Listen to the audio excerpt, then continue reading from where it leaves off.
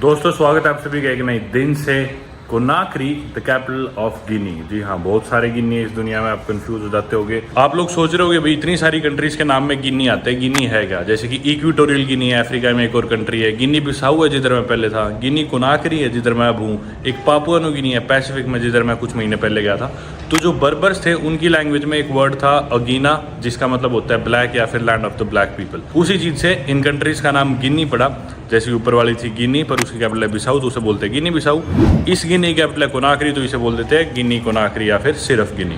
और जो Sahel region है, ये सारा डेजर्ट वाला अफ्रीका का, इसके साउथ में पड़ती है गिनीज। तो मैं कल पहुंचा था गिनी कोनाक्री और इस कंट्री की पॉपुलेशन है लगभग 13.5 मिलियन। एरिया है इनका 2.5 लाख स्क्वायर किलोमीटर। फिलहाल बजे सुबह के 7:15। इधर अपार्टमेंट में मैं रुका हूँ। अपार्टमेंट से खूबसूरत नज़ारा है यहाँ के सबसे बड़े मॉस्क और सबसे पॉपुलर मॉस्क, जो कि 2-3 साल पहले बना था, आप देख सकते हो स्क्रीन पे। दूसरी तरफ नज़ारा है यहाँ से अटलांटिक ओशन का, क्योंकि लगभग 320 किलोमीटर की कोस्ट बिड़ती है गिनी की अटलांटिक ओशन के साथ। इसी के साथ गिनी सराउंडेड है 6 और अफ्रीकन कंट्रीज है, जिसमें सिएरा लियोन, लाइबेरिया, माली, सेनेगल, आइवरी कोस्ट, गिनी बिसाऊ, और अगर 6 पूरी नहीं हुई तो शायद एक आधी और होगी जो इसे सराउंड करती है। दरअसल गिनी दुनिया की 10 लीस्ट विजिटेड कंट्रीज में से एक है और पहले यहाँ पे टूरिस्ट नहीं आते थे। और 2014 में जो इबोला आउटब्रेक हुआ था वो भी यहीं गिनी में हुआ था, तो टूरिज्म पहले कुछ नहीं था, उसके बाद से तो बिल्कुल ही डेड हो गया। पर अपन चल के कुछ देखते हैं, यहाँ पे देख सकेंगे तो घूम सकेंगे। तो अपार्टमेंट से नीचे उतरता हूँ। अभी मैं मेरे दोस्तों से मिलने वाला हूँ जो अमेरिकन दोस्त है, मेरे साथ थे पिछली वीडियो जो आपने देखा होगा।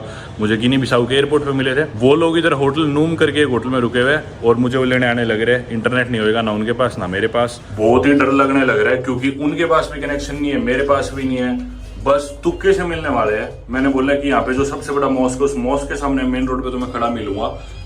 5-7 मिनट मैंने इंतजार करना। अगर हम आगे पीछे होंगे, भटक रहे होंगे, तो फिर भी नहीं मिलता तो बस निकल जाना, मेरा इंतजार मत करना, क्योंकि वो भी परेशान होंगे। उनकी फ्लाइट है न्यूयॉर्क की और मैं भी फिर उन्हें ढूंढता फिरूंगा, सारे परेशान होंगे। तो मैंने कहा उस केस में तुम बस निकल ही जाना। पर उम्मीद करते हैं कि मुझे देख ले वो और मैं उन्हें देख लूँ। चलते हैं। अब मेरे को मॉस्क का रास्ता भी नहीं पता कहाँ से है। हाईवे पे यहाँ पे इनका सबसे बड़ा जो मॉस्क है बिल्कुल नजदीक है, पर मुझे कुछ नहीं पता। मैं कल रात को यहाँ पे पहुंचा और बिल्कुल अंधेरा था जब मैं पहुंचा हूँ, तो मैं देख ही नहीं पाया सड़के वड़के, कुछ भी आइडिया नहीं है। शायद वही है मस्जिद, है तो काफी नजदीक इधर से। कोनाक्री ना दुनिया की one of the rainiest Capitals भी है, बहुत बारिश होती है भाई यहाँ। गिनी देश में और कोनाक्री में तो और भी ज्यादा फ्लड आती रहती है यहाँ पे और लोगों को आदत है। पर फॉर्चुनेटली अभी इनका सीजन खत्म हो गया बारिश वाला। ये कैसे पार करूँ? फंस गए। इधर से चलते हैं या फिर उधर से चलते हैं। और ना कोनाक्री एक पेनिनसुला पे लोकेटेड है, अगर आप मैप पे देखोगे ना, और कुछ पॉइंट्स पे तो पेनिनसुला सिर्फ 1.5 किलोमीटर चौड़ा है। आगे भैया अपन रोड पे लाल रंग की गाड़ी है, जैसा उन्होंने मेरे को बताया। मैं खड़ा ही हुआ था भाई, ये तो 1-1.5 मिनट के अंदर ही आ गए। टाइमिंग गजब हुई ना, मेरे को वेट करना पड़ा ना ये बढ़ के, सीधा उसी टाइम दिख गया लाल गाड़ी। मेरा नेट नहीं चल रहा था, हालांकि मैंने सिम ले लिया, तो मैंने फ़ोन रिस्टार्ट करा कि भाई क्या पता रिस्टार्ट करने में चलता है। फ़ोन स्टार्ट हुआ नहीं, इतने में आ भी ली। और थोड़े ना हम बीच के बैठे, जगह थोड़ी कम है गाड़ी में, पीछे लोग 4 बैठे। मेरे को फॉर्चुनेटली इन्होंने अगली सीट दे दी क्योंकि टांगे लंबी है, पर परेशान हो रहे यार पीछे भी सारे।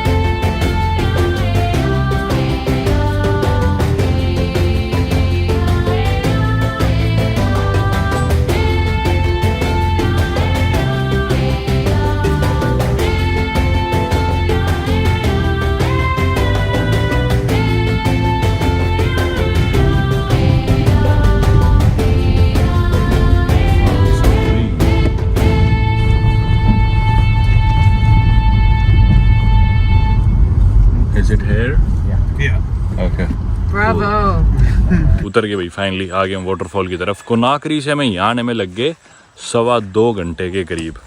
ड्राइवर बोला कि भी 1.5-2 घंटे लगेंगे, पर 2 घंटे से ऊपर लगे, क्योंकि एक तो ट्रैफिक मिला, हालांकि संडे का दिन था फिर भी ट्रैफिक था। क्यों? क्योंकि रोड्स वगैरह पे काम चल रहा था कंस्ट्रक्शन का और ट्रैफिक मैनेज नहीं था। देखा ही आपने सड़क के नज़ारे। और एक चीज़ और आपने नोटिस करी हो कि सारे लोग ना बहुत कम उम्र के यहाँ पे। तो इंटरेस्टिंगली यहाँ की ऑलमोस्ट आधी पॉपुलेशन, ऑलमोस्ट आधी मतलब 40-45% पॉपुलेशन 15 साल से कम की उम्र की है, तो सारे देश में बच्चे ही है मोस्टली। बाकी आपको सड़क पे दिख रहा होगा काफ़ी गंदगी थी, गरीबी थी, लोकल सेलर्स आके कुछ ना कुछ बेच रहे थे जैसे उन्हें मौका मिल रहा था रेड लाइट्स पे या जब भी ट्रैफिक हो रहा था। लोकल फ्रूट्स वगैरह बेच रहे थे, सड़क किनारे मार्केट्स लगी हुई थी, लोग अपना सामान बेच रहे थे, तो इस तरह की चीज़ें थी। और क्योंकि संडे का दिन था इसलिए हमें चेक पॉइंट्स नहीं मिले, नहीं आमतौर पे चेक पॉइंट्स भी होते हैं रास्ते में। फ़िलहाल यहाँ पे गिनी में मिलिट्री का रूल है, यहाँ पे भी प्रेसिडेंट नहीं है कोई। इनफैक्ट इनके जो पहले इलेक्शन हुए थे डेमोक्रेटिक इलेक्शन, वही 2010 में जाके हुए, उसके बाद से भी स्टेबल नहीं रहती सरकार। अल्फा कोंडे शायद इनके प्रेसिडेंट थे पहले इलेक्शन में जो बने 2010 में, पर फिर ऐसे ही रहा, कभी मिलिट्री कू हो गया, कभी कुछ हो गया। अभी फिलहाल मिलिट्री का राज है। एक चीज़ और आपने देखी हो, रास्ते में ऑटो थे अपने इंडिया में जो ऑटो चलते हैं ना TVS वाले, वो TVS यहाँ भी आ गई और इनफैक्ट TVS के पोस्टर्स लगे हुए थे जगह जगह। तो TVS के मोटरसाइकिल्स और ऑटो वगैरह खूब देखने को मिलते हैं, इवन पूरे अफ्रीका में ही। अब तो ऑफिशियल लैंग्वेज कोनाक्री की है फ्रेंच, और क्योंकि एक फ्रेंच कॉलोनी थी। और 2 अक्टूबर, जी हाँ, अपनी गांधी जयंती होती है जिस दिन, 1958 को इन्हें फ्रेंच इंडिपेंडेंस मिली थी। बाकी गिनी में काफ़ी सारे एथनिक ग्रुप्स भी है, जैसे कि फुला, मंदिनका, सुसु।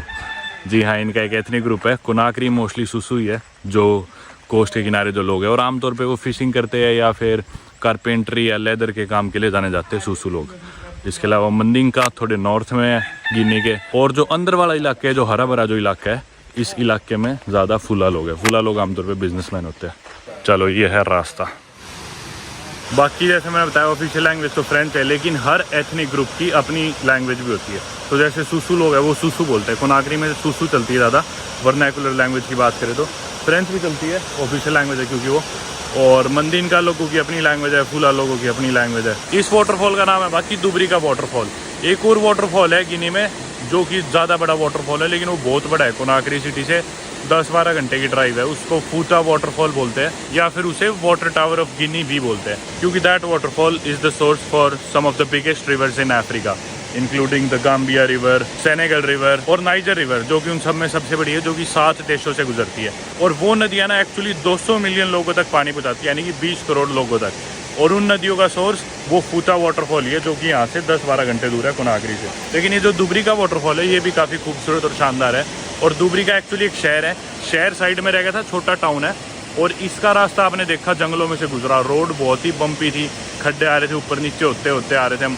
और मतलब ना लास्ट के 4 किलोमीटर तय करने के लिए हमें आधे घंटे से ज़्यादा लग गया, क्योंकि रोड बहुत ख़राब थी और गाड़ी में हम 6 लोग पैक हो रखे थे, ऊपर से बैग्स भी थे, तो गाड़ी काफ़ी भारी हुई थी और पुरानी गाड़ी थी, तो बिल्कुल धीरे धीरे ऐसे आने लग रहे थे। मैंने ही पैर ली भाई शॉर्ट्स और जा रहा हूँ मैं नीचे। बढ़िया काम क्या हुआ कि शहरी ले आई थी ड्रोन, तो शहरी लेगी ड्रोन शॉट्स यहाँ से, और ये अपन कर देंगे वीडियो में ऐड। इतने अपन चल के जाके पानी में नहाते हैं, क्योंकि यहाँ पे काई जमी हुई है तो थोड़ा ध्यान रखना पड़ रहा है, स्लिपरी है काफ़ी फ्लोर।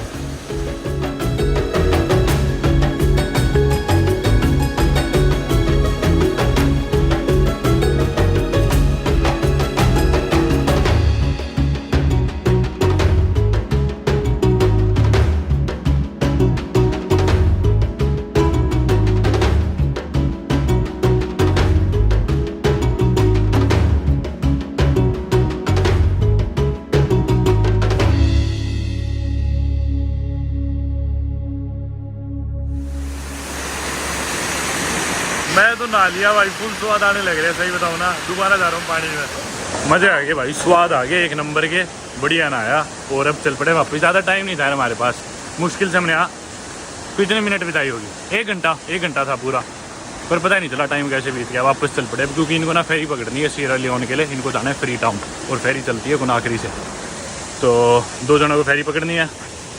शहरी की रात को फ्लाइट है न्यूयॉर्क की, तो टाइम से वापस जाना है। हालांकि मेरा प्लान भी था नहीं साथ सीरा लियोन फ्री टाउन जाने का आज, पर मैंने सोचा कोनाक्री रुकता हूँ 1-2 दिन और थोड़ा आराम करता हूँ, क्योंकि इतने दिन से सो नहीं पाया वीडियोस के चक्कर में, और ना काम हुआ। साजू भाई जो है ये मिक्स है फुला और सुसु में। Yes. You're a mix, right? I'm mixed. Can you say something in Fula? Say something. Fula, Yeah. Onjarama. What does it mean? What does it That's mean? mean hello, I greet you everywhere you are. Wow, Yeah. that's so sweet. दोस्तों गिनी के पास ना इतनी सारी resources आप हिसाब नहीं लगा सकते। इनके पास iron, gold, silver, even diamond या फिर एल्यूमिनियम और रिजर्व्स की बात करें तो दुनिया में सबसे ज़्यादा बॉक्साइट यहीं पे है गिनी में। ऑस्ट्रेलिया में है और गिनी में है मेरे ख्याल। इनफैक्ट पूरी दुनिया के 27% बॉक्साइट के सप्लाईज गिनी से होते हैं और ये इनके 50% से ज़्यादा जो एक्सपोर्ट्स होते हैं उसके लिए कंट्रीब्यूट करता है और ऑलमोस्ट 20% इनकी जीडीपी उसी पे डिपेंड करती है गिनी की। मैं वीडियो बनाने में व्यस्त हो जाता हूँ बारी बारी। चलो गाड़ी में बैठते हैं, गाड़ी अपनी पुरानी तैयार है, झटके खाती जाएगी फुल एकदम। I think we can throw it out. I need money.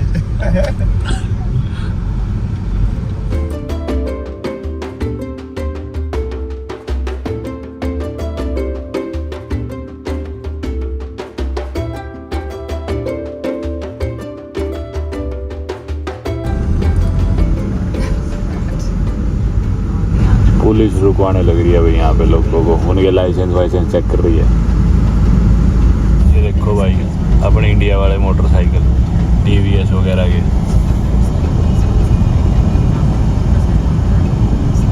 ये गाड़ी वाला भाई यहाँ से फुल स्पीड में ले आया अपनी गाड़ी बिना रोक के किसी लिए और धक्के से निकाल रहा था, इतने पुलिस वाला का।